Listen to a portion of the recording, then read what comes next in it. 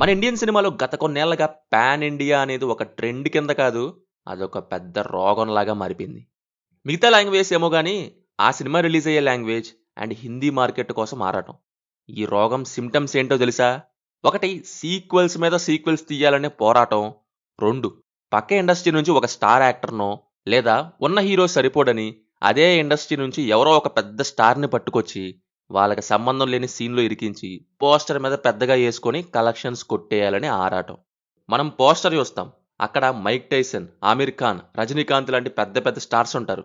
అబ్బా! ఈసారి తిరుగులేదు. టికెట్ బుక్ చేసేసుకో అని థియేటర్‌కెళ్తాం. కట్ చేస్తే మనకు మిగిలేది సినిమా గాదు, ఒక పెద్ద స్కామ్. మేము వెళ్ళిపోతాం. బ్యాలెన్స్ పేమెంట్ ఇవ్వండి. ఇట్టాడిదేదో అవుతుందని అన్నిసార్లు అడిగారు. ఎక్కడికి వెళ్తున్నావు అని. దాని ప్రాసెస్ ఏంటంటే, సినిమా మార్కెట్ పెంచడానికి స్టార్స్‌ని క్యామియో అనే పేరుతో తీసుకొచ్చి అప్పుడు దాన్ని నేను ఎక్కడికో వాళ్ళని జోకర్లను చేసి మనల్ని బకరాలను చేయటం అన్నమాట. వీళ్ళు ఈ ప్రాసెస్‌లో అసలు క్యామియో అంటే ఏంటో, దాన్ని ఎలా హ్యాండిల్ చేయాలో మర్చిపోయి బొక్క బోర్ల పడ్డ సినిమాలు, క్రింజ్‌గా మారిన క్యారెక్టర్స్ చాలానే ఉన్నాయి. ఈరోజు మనం మాట్లాడుకోబోయేది అదే. అలాంటి ఫోర్స్డ్ క్రాస్ ఓవర్స్ మరియు డిజాస్టర్ క్యామియోస్ గురించి. ఒక హై ఉండదు, ఒక యూజ్ ఉండదు, ఎస్పెషల్లీ ఫ్లో ఉండదన్నమాట. పోస్టర్‌లో హీరో, సినిమాలో జీరో. కానీ ఒకప్పుడు ఇలా ఉండేది కాదు మాస్టరు. రిమెంబర్ 'చిరంజీవి' గారు అండ్ 'నాగార్జున' గారు నీ స్టైల్, ఆ స్వాగే వేరు. 'పవన్ కళ్యాణ్' గారు నీ 'శంకర్ దాదా జిందాబాద్'. ఒక్కసారిగా పిచ్చ హై ఇచ్చిన క్యామియోస్ ఇవి మూవీస్‌లో. బట్ ఇప్పుడు సిట్యుయేషన్ వేరు. స్టార్స్‌ని జోకర్స్ చేయడం తప్ప నథింగ్. అలా మైక్ టైసన్ నుంచి 'బీడీ బాబాయ్' వరకు చాలానే ఉన్నారు. మరి ఇక ఆ మూవీస్ అండ్ క్యామియోస్ ఏంటో మాట్లాడేసుకుందాం. అయితే ముందు గనక మీరు మన ఛానల్‌కి ఫస్ట్ టైం విజిట్ చేస్తుంటే ఒకసారి మన మూవీ మ్యాటర్స్ ఛానల్‌ని చెక్ చేయండి. నచ్చితే ఛానల్‌ని సబ్స్క్రైబ్ చేసుకోండి. అలాగే బెల్ ఐకాన్ కూడా కంపల్సరీగా ఆన్‌లో పెట్టుకోండి. నెంబర్ 1 'లైగర్', ది ఐరన్ వంచిన లెజెండ్. ఐరనే వంచాలా ఏంటి? స్టార్ట్ చేస్తే మొదటి దెబ్బ 'లైగర్'. నిజంగా మైక్ టైసన్ లాంటి వరల్డ్ హెవీ వెయిట్ బాక్సింగ్ ఛాంపియన్‌ని మనం పాన్ ఇండియా సినిమాకి తీసుకొస్తున్నామంటే ఎక్స్‌పెక్టేషన్స్ ఎలా ఉంటాయి? ఆ పోస్టర్ చూస్తే మంచి ఫైర్ మీద ఉంది.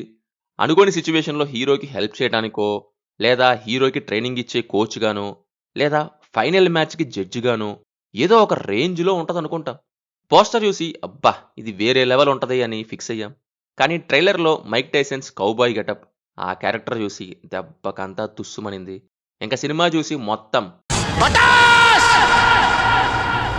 అసలు ఫైట్ చెయ్యాల్సింది పోగా ఏదో జీటీఏ వైస్ సిటీలో బాట్స్‌ని తంతే, చీట్ కోడ్స్ పని చేయకపోతే గోల చేసుకుంటూ, తిట్టుకుంటూ పారిపోయి ఎన్‌పీసీ బాట్స్ లాగా ఆయన క్యారెక్టర్‌ని డిజైన్ చేశారు చూడండి. మామూలు దారుణం కాదు. పూరి గారు ఆ రోల్‌ని ఏ మూడ్‌లో రాశారో, ఏ మూడ్‌లో షూట్ చేశారో గాని, తెలుగు సినిమాలో సారీ బాబాయ్. పాన్ ఇండియా సినిమాలో ఇంతకంటే వరస్ట్ క్యామియో ఇంకోటి ఉండదు అనొచ్చు. ఇంటర్నేషనల్ లెవెల్‌లో ఒక పెద్ద సెలబ్రిటీని తీసుకొచ్చి ఇక్కడ క్రింజ్ చేశారు. సీన్ ఏంటంటే హీరోయిన్‌ని కిడ్నాప్ చేసి డబ్బులు అడుగుతాడంట. అందుకని అక్కడ బాక్సింగ్ స్టార్ట్ చేస్తారంట. మధ్యలో రాడ్ తెచ్చి కొట్టి ఏదో చేసి గెలిచేసాడట హీరో. ఆ తర్వాత ఎవరైనా ఏం సాధించావు అని అడిగితే ఇది చూపిస్తా అని చెప్పి కట్ చేస్తే కొనిస్తనే కొనిస్తనే సాంగ్ అంట. అసలు ఏం కొనిచ్చారు లైగర్ మాస్టారు? మైక్ టైసన్ ఫెయిల్యూర్‌నా? ఐరన్ మ్యాన్‌ని తీసుకొచ్చి ఐరనే వంచాలా అనేలా ఆ క్రింజ్ ఏంటో, బ్యాడెస్ట్ మ్యాన్ ఆన్ ద ప్లానెట్‌ని తీసుకొచ్చి హీరోతో బాధించడం ఏంటో, ఒక బీస్ట్‌ని తెచ్చి బీభత్సంగా చూపిస్తారనుకుంటే మినిమమ్ రెస్పెక్ట్ కూడా ఇవ్వకుండా ఏకంగా క్లౌన్‌లా చేసి పడేశారు. ఇది వేరే వాళ్ళెవరో అంటే సరే వాళ్ళకి తెలీదు, వాళ్ళకి అంతంత మాత్రమేలే అనుకోవచ్చు. బట్ 'పూరి జగన్నాథ్' గారు అలా చేశారంటే కంప్లీట్‌లీ కొలాప్స్ అసలు నేను థియేటర్‌లో. సినిమా గాని, క్యారెక్టర్స్ కానీ, క్యామియో గాని చాలా క్రాస్ బ్రీడ్ కాదు, చాలా నోస్ బ్లీడ్ అన్నట్టుంటాయి. నెంబర్ 2 'కూలీ', ది 'బీడీ బాబాయ్'. ఇప్పుడు మనం మాట్లాడుకోబోయేది లోకేష్ కనకరాజ్ 'కూలీ' మూవీ గురించి. మీరెప్పుడన్నా పబ్‌జీలో నిక్కర వేసుకొని 2 వెక్టార్స్ గన్ పట్టుకొని అటు ఇటు తిరిగే బాట్‌ని చూసారా? నేను చూసాను 'కూలీ' మూవీలో. అదే మన ఆమిర్ ఖాన్. 'బీడీ బాబాయ్' ఎంట్రీ, కాస్ట్యూమ్స్, ఆయన చేసే పనులు ఎగ్జాక్ట్‌లీ నిక్కర వేసుకొని 2 వెక్టార్ గన్స్ పట్టుకొని తిరిగే పబ్‌జీ బాట్‌లనే ఉంటాయి. లోకేష్ ఇన్స్‌పిరేషన్ మరి అక్కడి నుంచే వచ్చిందేమో. అసలా నిక్కరేంటండి? 'బీడీ బాబాయ్' కంటే నిక్కర్ నారాయణ ఇంకా ఎక్కువ భయపెడతాడేమో. మనం 'విక్రమ్‌లో' రోలెక్స్‌ని చూసి అలాంటి ఒక ఇన్‌సేన్ క్యామియో ఎక్స్‌పెక్ట్ చేస్తే మనకి పిచ్చి తెప్పించే క్రింజ్ క్యామియో దక్కిందనమాట ఇందులో. నార్మల్‌గా 'సైమన్' నన్ను చంపితే ఒకడొస్తాడు అని బిల్డప్ ఇస్తే మనం ఏం ఊహించుకుంటాం? ఒక ఇంటర్నేషనల్ డాన్, ఒక రూత్‌లెస్ క్రిమినల్, లేదా రోలెక్స్‌కి తాత లాంటి క్యారెక్టర్. కానీ కట్ చేస్తే ఒక టీ కొట్టు దగ్గర బీడీ నోట్లో పెట్టుకొని చిల్లర కోసం వెయిట్ చేస్తున్న బాబాయ్‌లా ఆమిర్ ఖాన్ ఎంట్రీ ఇచ్చారు. ఏదో షూటింగ్ బ్రేక్‌లో క్యాజువల్‌గా ఉన్న ఆమిర్‌ని, "సార్ అలాగే నిలబడండి. ఒక డైలాగ్ చెప్పండి" అని షాట్ ఓకే చేసినట్టులా ఉంటది.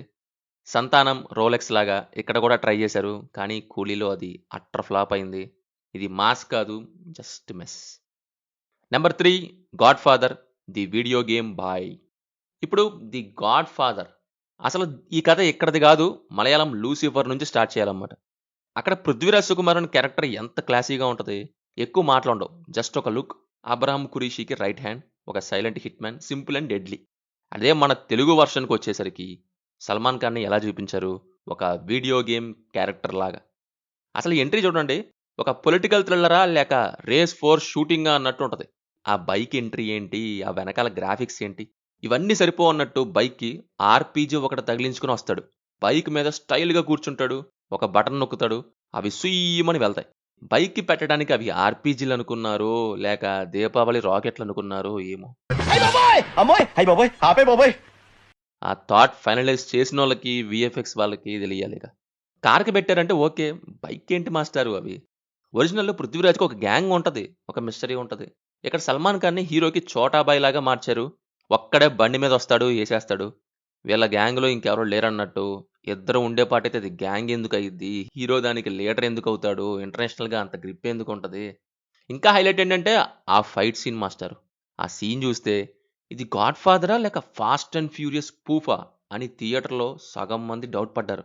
'సల్మాన్ ఖాన్' గన్ నుంచొచ్చే బుల్లెట్ ఫైర్ కూడా 'దివాళీ' తుపాకీల్లాగా అనిపిస్తాయి తప్ప ఒరిజినల్ గన్‌లాగా అనిపియవు. దానికి తోడు అతికించిన మొహాలు, ఆ వీఎఫ్ఎక్స్. వామ్మో! ఇంకా అంతా అయిపోయాక 'తార్మార్ తక్కరమార్' సాంగ్. అవతల అంత సీరియస్‌గా జరుగుతుంటే ఇక్కడ 'బడాబాయ్ చోటాబాయ్' కలిసి 'తార్మారో తక్కర దొంగ' అంటూ స్టెప్స్ ఏస్తుంటారు. క్యామియో అని చెప్పి ఓకే చేస్తే డేట్స్ ఖాళీగా ఉన్నాయని సాంగ్ ఇరికించి డాన్స్‌లు గూడా వేయిస్తారేంటి అన్నట్టుంటది 'సల్మాన్ ఖాన్' ఎక్స్‌ప్రెషన్స్. ఏదో బలవంతంగా ఏపిస్తున్నట్లాగా. సోల్ లేని రీమేక్‌కి సెన్స్ లేని క్యామియో తోడైతే అదే 'the God father'. Number 4 'Leo' the instant noodle cameo. బావా నువ్వు చూసావా? నువ్వు చూడలేదా? లేదు. వచ్చి శర్మని గడిపోయినట్టుంది కానీ బహుశా అలా వచ్చి అలా వెళ్ళిపోయిన ఇండియాస్ ఫాస్టెస్ట్ క్యామియో ఇదే అనుకుంటా. సినిమాలో హైనా అయినా ఒక 3-4 మినిట్స్ కనిపిస్తది. కానీ అనురాగ్ కశ్యప్ పట్టుమని నిమిషం గాదు గదా! 30 సెకండ్లు గూడా ఉండరు. అసలు villains, characters and cameos casting జూస్తే 'అర్జున్', 'సంజయ్ దత్', 'జీవీఎం', 'మిస్కిన్', 'అనురాగ్' అబ్బో! ఎల్సీయూలో పెద్ద రచ్చే ఉంటుందనుకున్నాం.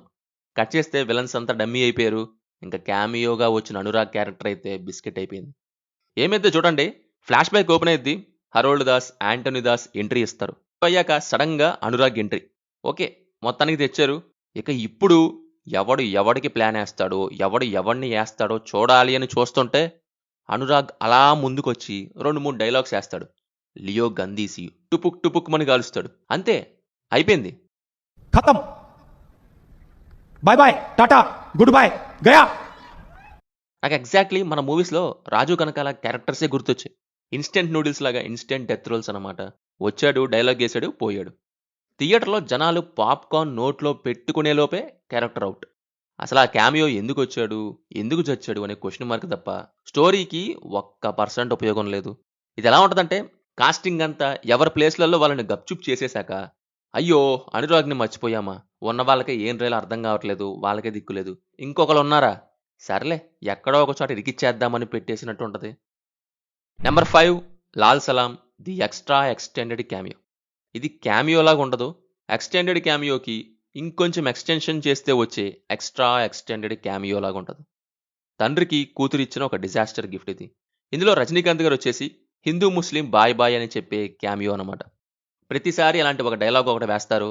కుదిరితే నలుగురిని తంతారు. ఇంకా సైలెంట్‌గా వెళ్ళిపోతారు. అదే రిపీట్. ఇక డైరెక్టర్ థాట్ ప్రాసెస్ ఎలా ఉంటదంటే, ఈ మధ్య కులం మీద సినిమాలొచ్చాయి. ఇప్పుడు మనం ఏం చేద్దాం? We do one thing. మనం కులంతో పాటు మతం గూడా పెడదాం. మరి స్టోరీ?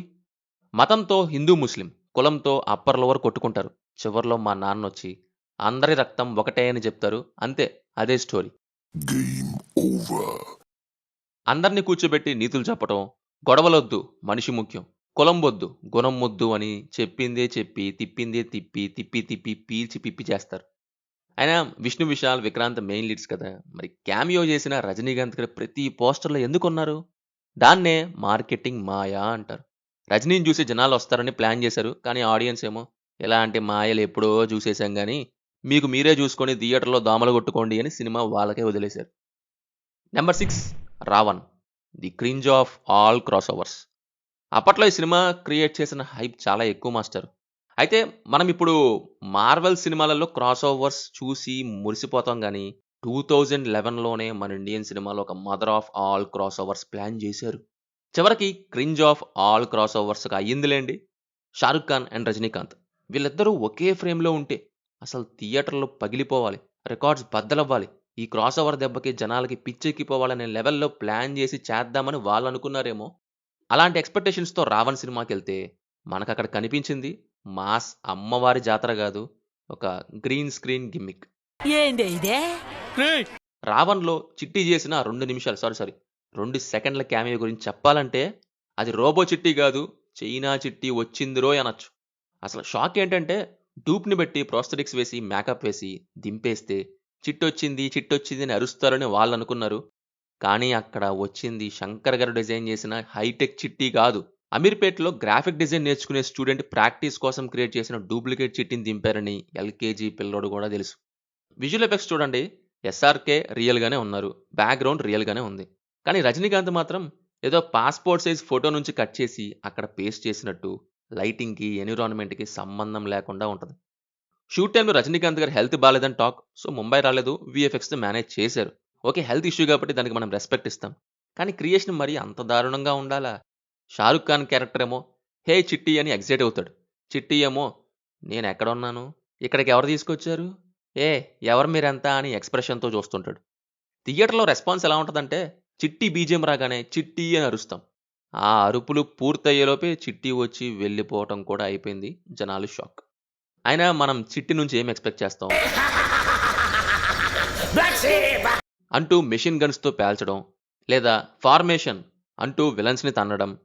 కానీ ఇక్కడ చైనా చిట్టి ఏం చేస్తాడు, జస్ట్ చెయ్యేస్తాడు, విలన్స్ చేతిలో ఉన్న గన్స్ అన్ని ఐస్కాంతంలాగా ఆయన చేతిలోకి వచ్చి పడతాయి, అంతే. దీనికి జీవన్ థ్యాంక్ యూ చిట్టి అంటాడు.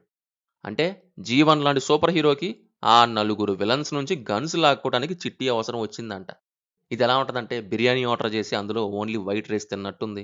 రజనీకాంత్ చేసిన వన్ ఆఫ్ ది లెజెండ్ క్యారెక్టర్స్ని పెట్టి ఆ రేంజ్కి తగ్గ ఎలివేషన్ ఇవ్వకుండా జస్ట్ మార్కెటింగ్ కోసం ఆయన ఫోటో వాడుకోవడానికి మాత్రమే ఈ సీన్ పెట్టారని క్లియర్గా అర్థమవుతుంది. అసలు రోబో సినిమా క్లైమాక్స్లో చిట్టిని డిస్మాంటిల్ చేశారు కదా, మరి రావణ్లో ఎలా వచ్చాడు? విడదీసుకున్న చిట్టికి అతికించుకోవడం చేత కాదేంట్రా అని బొక్కలో ఆన్సర్ ఇస్తారేమో మరిక. సరే, number 7 spy, the helicopter history teacher.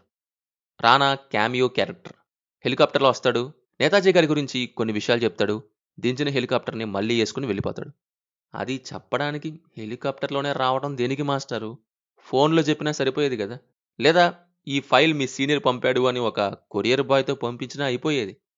Netaji Subhash Chandra Bose గారి మిస్టరీ వరల్డ్లోనే one of the biggest mysteries. మరి అలాంటి గొప్ప వాళ్ళ మీద టాపిక్ తీసుకున్నప్పుడు దానికి తగ్గ డెప్త్ ఉండాలి. యూట్యూబ్ వీడియోస్లోని ఇన్ఫో అంతా ఒక పేజ్లో రాసుకొని వచ్చి రానా అప్పచెప్తూ ఉంటాడు తప్ప మినిమం సీరియస్నెస్ ఉండదు. ఆ బర్మా కోహిమా అనే డైలాగ్స్ కూడా అక్కడ చాలా ఫోర్స్డ్గా తెచ్చి పెట్టినట్టు ఉంటాయి. అయినా హీరో ఒక రా ఏజెంట్, తన సీనియర్ ఏజెంట్ లిఫ్ట్ ఇస్తాను వచ్చి హెలికాప్టర్ వేసుకొని వచ్చి చెప్పే టాప్ సీక్రెట్ ఇన్ఫర్మేషన్ ఇదేనా అండి? యూట్యూబ్లోనే ఎంతో ఇన్ఫర్మేషన్ ఉంది దీని మీద. సరే, దాని సంగతి పక్కన పెడదాం, అట్లీస్ట్ గూగుల్లో కొట్టిన ఇన్ఫర్మేషన్ వచ్చేస్తుంది. అంత మాత్రాన ఆ హెలికాప్టర్ వేసుకొని వచ్చి హాయ్ చెప్పి ఇన్ఫో చెప్పి బాయ్ చెప్పడం ఏంటో. లిఫ్ట్ వేరే వాళ్ళు ఇచ్చారని నార్మల్గా పెట్టేయచ్చు, హీరోనే ఈ ఇన్ఫో తెలుసుకున్నాడు అనొచ్చు, ఆర్ ఆల్రెడీ తెలుసు అనొచ్చు. హీరో అసలు రా ఏజెంటేనా, స్పైయేనా? క్యామియో కోసం ఏజెంట్ ఇంటెలిజెన్స్ని డౌన్ చేయాల్సిన పని లేదు కదా. సో ఇవి మన పాన్ ఇండియా ఆరాటంలో వచ్చిన కొన్ని ఆణిముత్యాల లాంటి క్యామియోస్. క్యామియోస్ అంటే స్టోరీకి వాల్యూ యాడ్ అవ్వాలి, లేదా ఆడియన్స్కి హై ఇవ్వాలి. అంతేగాని పోస్టర్ల మీద ఫేసులు వేసి మార్కెట్ కోసం వాడుకుంటే సినిమాలు ఇలాగే అవుతాయి. క్రాస్ బ్రీడ్ అనుకొని వాళ్ళు దింపితే అది నోస్ బ్రీడ్ అవుతుంది. వీటిల్లో మీకు మోస్ట్ క్రింజ్ అనిపించిన క్యామియో ఏది? లైగర్లో టైసనా, కూలీలో బీడీ బాబాయ్ లేక చైనా చిట్టా? కింద కామెంట్ సెక్షన్లో చెప్పండి. అలాగే నేను ఏదైనా వరస్ట్ క్యామియోని మిస్ అయ్యి ఉంటే అది కూడా కామెంట్ చేయండి. ఈ వీడియో నచ్చితే లైక్ కొట్టండి, మీ ఫ్రెండ్స్కి షేర్ చేయండి. మనం నెక్స్ట్ వీడియోలో ఇంకొక ఇంట్రెస్టింగ్ టాపిక్తో కలుద్దాం. Until then this is movie matters signing off. Jai Hind.